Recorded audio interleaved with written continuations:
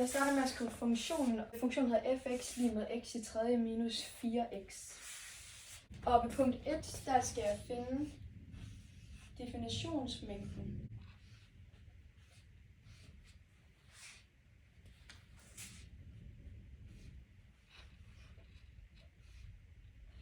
Og det her, det betyder altså alle reelle tal. Så jeg skal finde funktionsmængden af alle reelle tal. Og så nummer 2, så skal jeg lave nulpunkterne.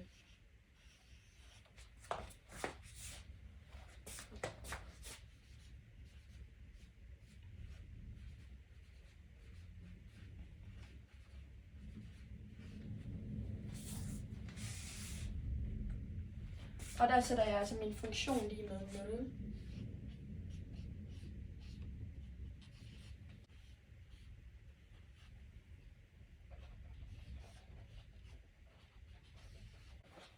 Og så efter reducerer jeg den.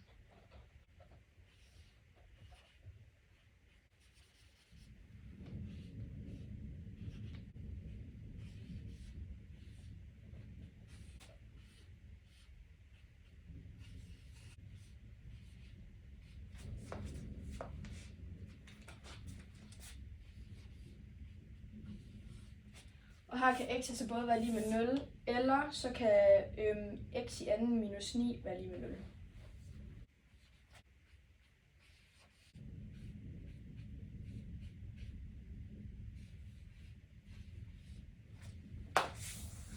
Og det er altså x lige med plus minus kvadratroden af 9.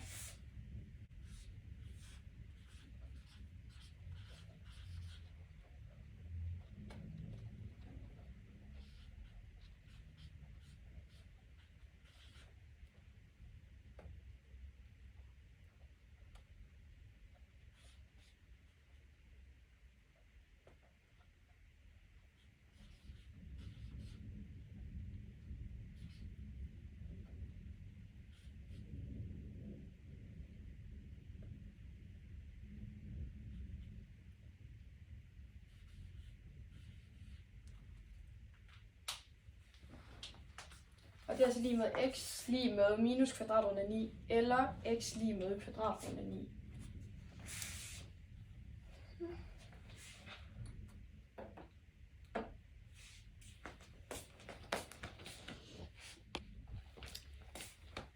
Og punkt 3 er altså foretagsversion af grafen fx, og her har jeg altså sat vores nulpunkter ind, som er kvadratroden minus 9, og så ved 0, og så kvadratroden af 9.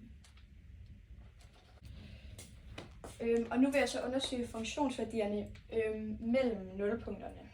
Og dem har jeg bare lige skrevet med her.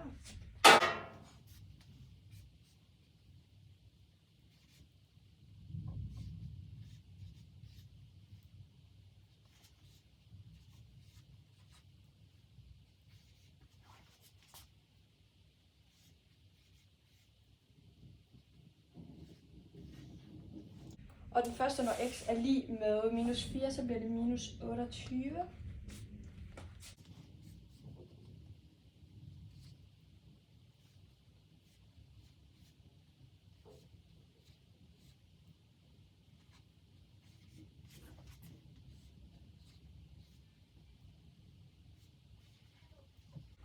Og når x er lig med minus 2, så bliver det 10.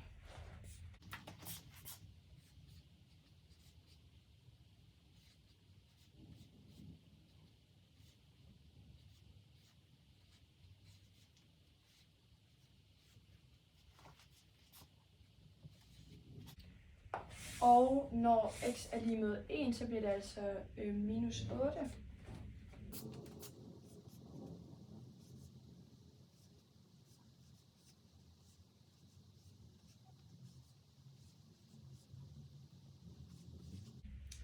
Og når x er lig med 4, så bliver det altså til 28. Og så har jeg så fundet de 4 x-værdier, der ligger i grafen.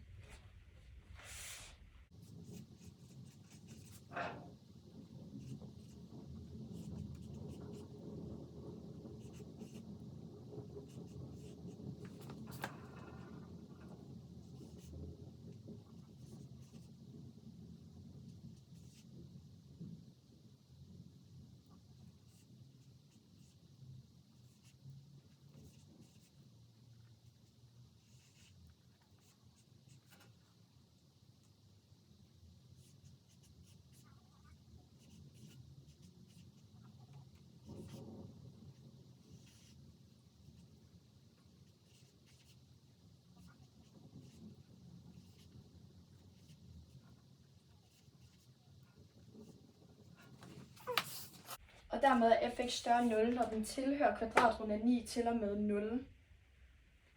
Og fx er mindre end 0, når den tilhører minus uendelig til og med kvadratroden af 9. Ja. Og fjerde punkt er monotoniforhold, hvor jeg bestemmer fortegnsvariationen for f mærke x.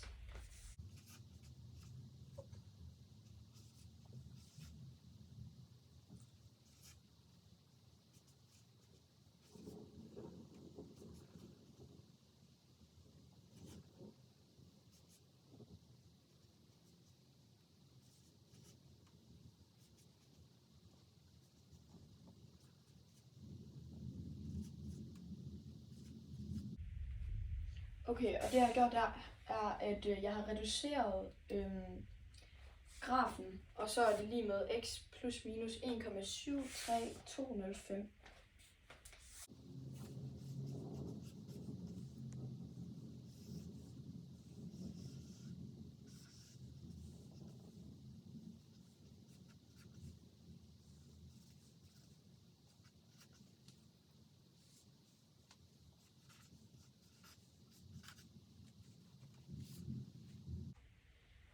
Og så har vi så sat punktet ind her, og så har vi fået det lokale maksimum, som er minus 1,7, og det lokale minimum, som er 1,7.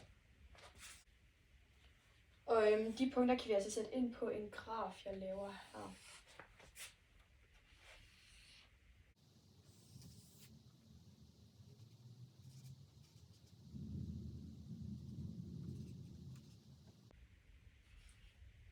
Og så sætter jeg også lige kvadratroden af 9 ind her, og minus kvadratroden af 9 ind her.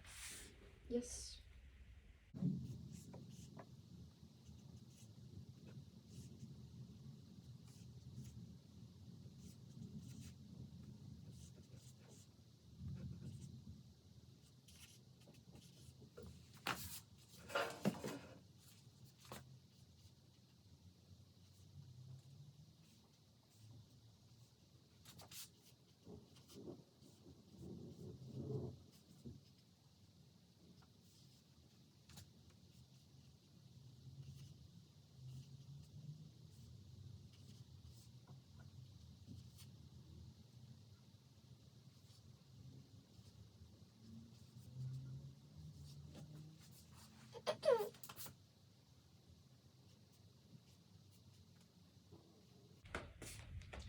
Og her kan vi altså se, at x er positiv ved minus 2, og så bliver den negativ, og så bliver den positiv her igen, hvilket man da skal se her i kurven.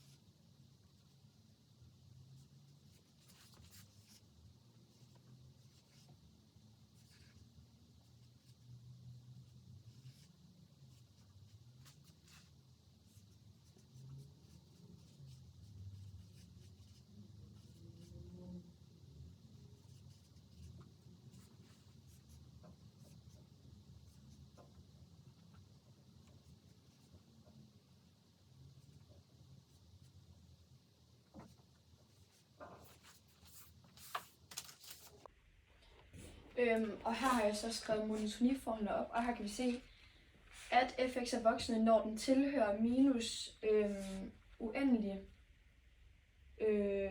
til og med 1,7, eller 1,7 til og med en uendelig. Og fx er aftagende, når at den tilhører minus 1,7 til og med 1,7.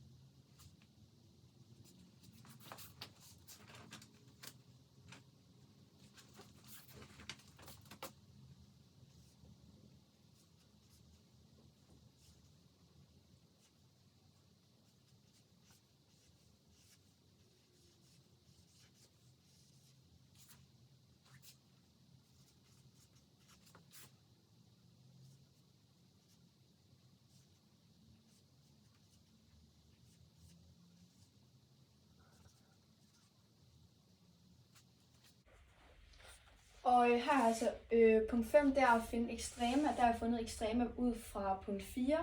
Og her har jeg altså sat maksimummet ind igen og minimummet ind igen. Og den hedder parentes minus 1,7 f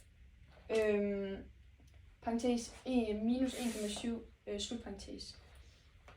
Og den her minimum hedder parentes 1,7 f parentes 1,7 slutparentes. Yes.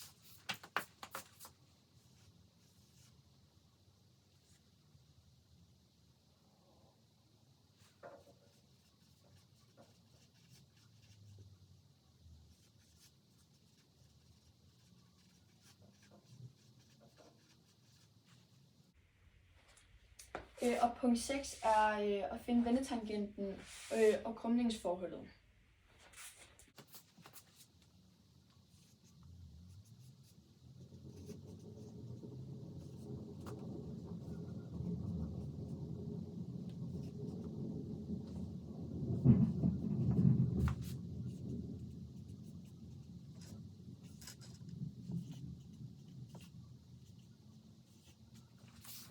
Løst f dobbeltmærke x hernede og få x til 0.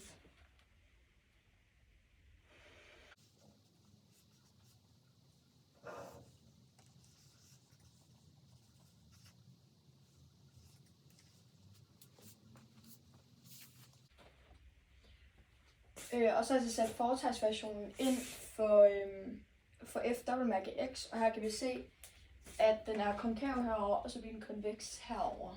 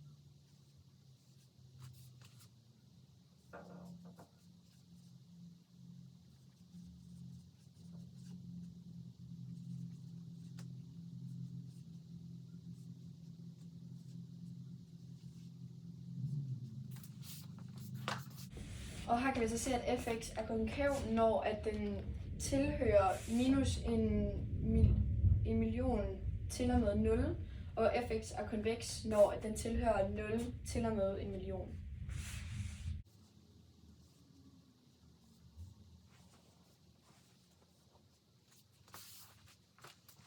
Og så ved 7, så kan vi altså se, at værdimængden for fx er lige med r.